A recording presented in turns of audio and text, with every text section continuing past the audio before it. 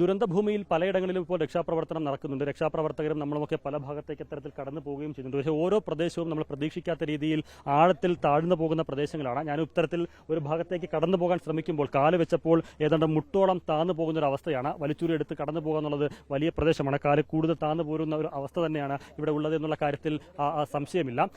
പലയിടങ്ങളിലും ഇത്തരത്തിൽ ദുർഘടപാത ഇതെല്ലാം കടന്നാണ് ഈ രക്ഷാപ്രവർത്തകരൊക്കെ കടന്നു പോകുന്നത്. മറ്റൊരാളുടെ സഹായമില്ലാതെ കയറാൻ പറ്റുകയുമില്ല. പാറക്കല്ലുകൾ ഉള്ളതുപോലെ തന്നെ ചെളികളും പലയിടത്തും വന്ന് പൂണ്ട് കിടക്കുകയാണ്. ഇത്തരത്തിൽ മണ്ണിനടിയിലേക്കാണ് നിരവധി ആളുകൾ പെട്ടുപോയത്. നമ്മളിത് വാർത്ത ചെയ്യാൻ വേണ്ടി എടുത്തതല്ല. ഈ തരത്തിൽ ഒരു ഭാഗത്തേക്ക് കടന്നു പോകാൻ വേണ്ടി നടത്തിയ ഒരു ശ്രമമാണ് ഇത്തരത്തിൽ അതിനകത്തേക്ക് ആണ്ടു പോകുന്നത്. പലയിടത്തും ഈ തരത്തിൽ മുട്ടോളം ചെളി പൂണ്ട് കിടക്കുന്ന ഒരു സാഹചര്യമുണ്ട്. അതിന് താഴെ പാറക്കല്ലുകളുണ്ട്. പലയിടത്തും ഈ വീടിന്റെ കിണറുകളൊക്കെയുള്ള സ്ഥലങ്ങളിലും ഇതുപോലത്തെ ഒരു അവസ്ഥയാണ്. കാലൊന്ന് വെച്ച് കഴിഞ്ഞാൽ ആണ്ടു പോകുന്ന ഒരു സാഹചര്യത്തിലേക്കാണ് പലയിടങ്ങളിലും ഈ പ്രകൃതി ഈ ദുരന്തം ഈ പ്രദേശത്തെ ഒന്നാകെ മാറ്റിയിരിക്കുന്നത്.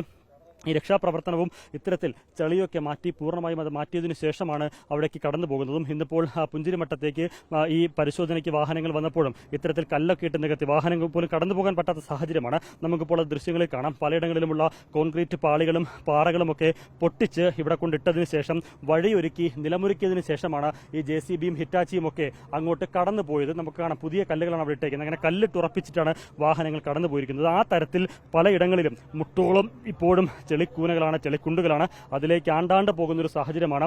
ഇത് തന്നെയാണ് ഇത്തരത്തിലുള്ള ചെളികൾക്കകത്ത്, ഇത്തരത്തിലുള്ള മൺകൂനകൾക്കകത്താണ് നിരവധി ജീവനുകൾ ഇപ്പോഴും പെട്ടുകിടക്കുന്നത് എന്നുള്ളതാണ് ഏറെ പ്രധാനം. വളരെ കഷ്ടപ്പെട്ട് മാത്രമേ ഇത്തരം ഇടങ്ങളിലൂടെ നമുക്ക് ഓരോ ഭാഗത്തും കടന്നു പോകാൻ പറ്റൂ. അപകട സാധ്യത ഇപ്പോഴും പലയിടങ്ങളിലും ഉണ്ട്. നമ്മൾ കടന്നു പോകുന്ന പലയിടങ്ങളിലും കിണറുകളൊക്കെ ഉണ്ട്. അത് നേരത്തെ രക്ഷാപ്രവർത്തകർ പറഞ്ഞിട്ടുണ്ട്. ആ കിണറുകളൊക്കെ മണ്ണ് മൂടിയ സ്ഥിതിയായിരുന്നു പലയിടങ്ങളിലും. പക്ഷേ അത് തിരിച്ചറിയുന്ന രക്ഷാപ്രവർത്തകർക്ക് ഉൾപ്പെടെ ഒരു അപകട സാഹചര്യം ഒഴിവാക്കുന്നതിന് JCBയും ഹിറ്റാച്ചിയും ഒക്കെ ഉപയോഗിച്ച് ആ കിണറിന്റെ മൂടിക്കിടന്ന മണ്ണൊക്കെ മാറ്റിയിട്ട് അവിടെ ഒരു കിണറുണ്ട് എന്ന് മനസ്സിലാവുന്ന രീതിയിൽ അതിനെ മാറ്റിയിട്ടുമുണ്ട്.